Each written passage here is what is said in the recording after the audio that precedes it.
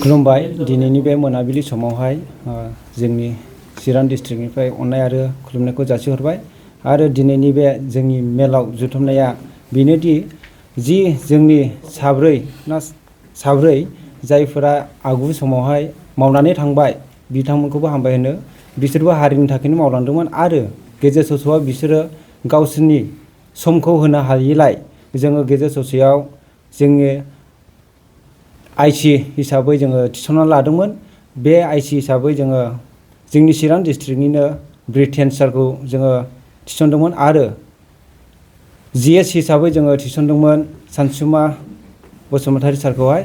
आरो बे समावहायबो बिसोरो जि खामानि मावबाय थादोंमोन बिसोरो जोंजोंहाय माने प्रकास जायाखै आरो जोंजोंहाय नुजायाखै।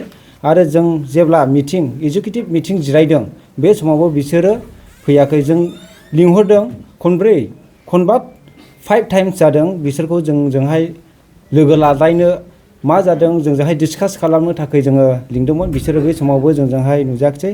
बेखायनो जोंनि चिरां डिस्ट्रिक्ट बनसुनिफ्रायबो जोङो बेखौनो बुंनो सानोदि दिनैनिफ्राय बिसोरखौ जोङो एक्सपेल खालामनाय जाबाय। आरो दिनैनो जोङो गोदान हिसाबै जोङो सेन्ट्रेलनि जोङो जि आफादगिरि नांगौ जानायलाय जोङो जोंनि चिरां डिस्ट्रिक्टनि ब्रिटेन इस्लारि सारखौ जोङो थिसननाय जाबाय आरो फुल प्लेजे खालामनाय जाबाय। बेजों लोगोसे जिएस हिसाबै जोङो सानसुमा सारखौ क'क्राझार डिस्ट्रिक्टखौ जोङो थिसननाय जाबाय, फुल प्लेजे खालामनाय जाबाय।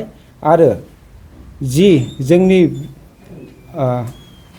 संबिधान बायदिखौ बिसोर मानिनो हायिलाय जोङो बिसोरखौ जोंनिफ्राय एक्सपेलखौ हरनाय जाबाय। जोंनि चिरां डिस्ट्रिक्टनिफ्रायबो बेनोसै। हामबायसै।